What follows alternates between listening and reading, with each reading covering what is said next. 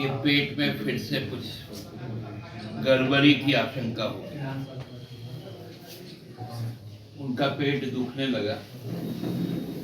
रज्जो, तू यहाँ? तू आज काम पे भी नहीं आई? आज मन्नू की स्कूल की बस लग गई है ना, इसलिए इसको छोड़ने आई थी। स्कूल की बस? पर तेरा मनु तो सरकारी स्कूल में पढ़ता है ना?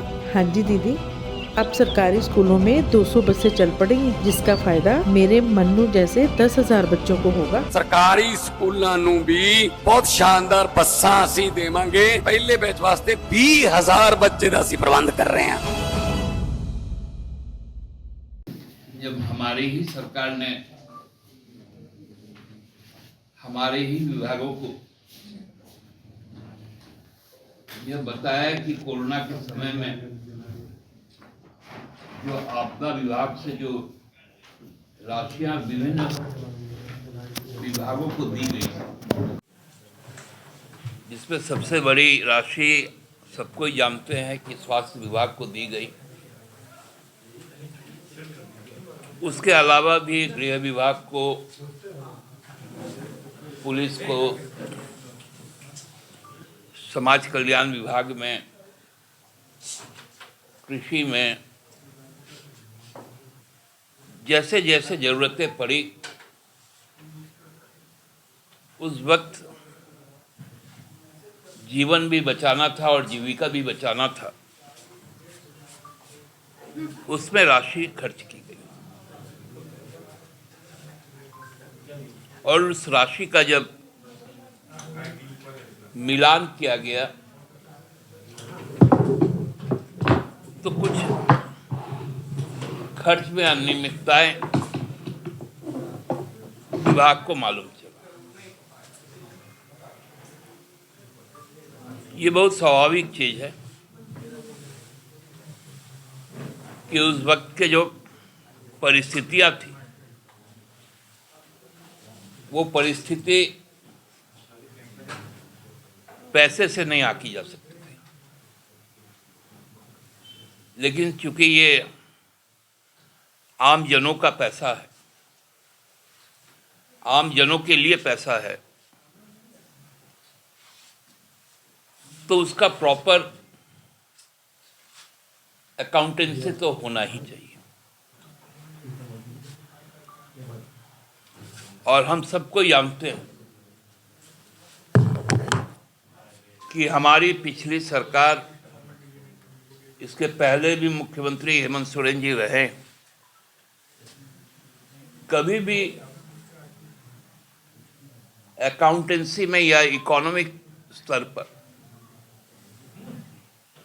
कभी कोई गलती नहीं हुई। क्योंकि ये हमारी ही सरकार है जो पारदर्शी तरीके से पैसों का हिसाब देते आई है और आगामी दिनों में भी देगी।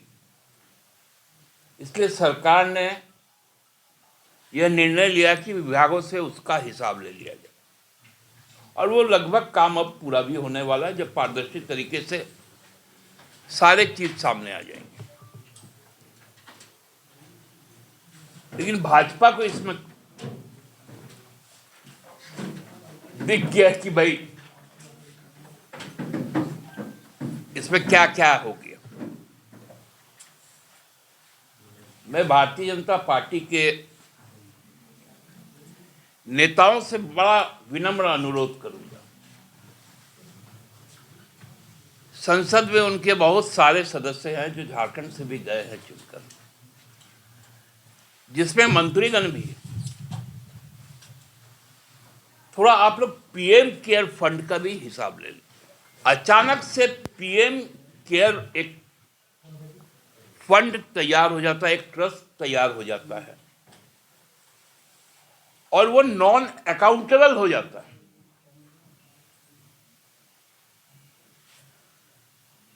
जिसका कैग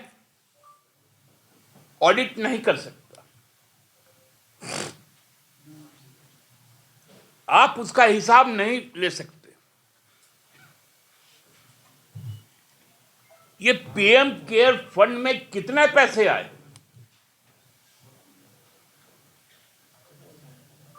पूरे देश से विदेशों से भी पैसे आए।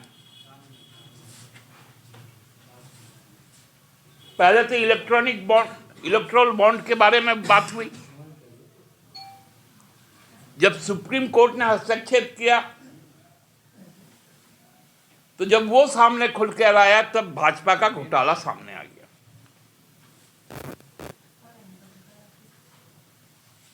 उसमें भी बहुत मशक्कत हुआ कि स्टेट बैंक हिसाब नहीं दे पाएगा।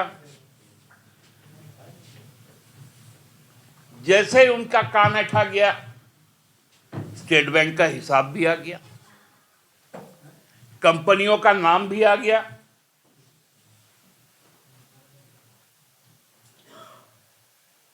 जो कोरोना के नाम पे सबसे बड़ा भ्रष्टाचार जो वैक्सीन का हुआ, आधार पुणेवाला का, उसका पैसा इलेक्ट्रोल बॉन्ड में भी गया और वो भाग के देश छोड़ के भी चल गया।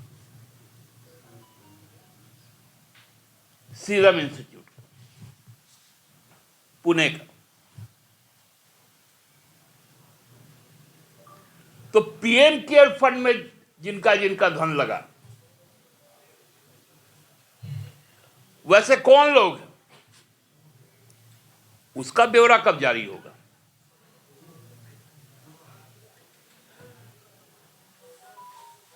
आज 3 बरस से भी ज्यादा बीत गया कोरोना काल के खत्म हो जाने के बाद। हम तो खोज रहे हैं मोमेंटम झारखंड का खर्च जो हाथी उड़ा था, बहुत जल्द आएगा।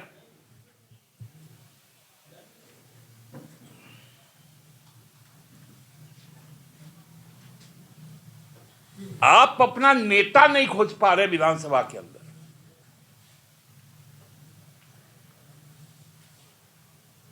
सुप्रीम कोर्ट तक को हस्तक्षेप करना पड़ रहा है।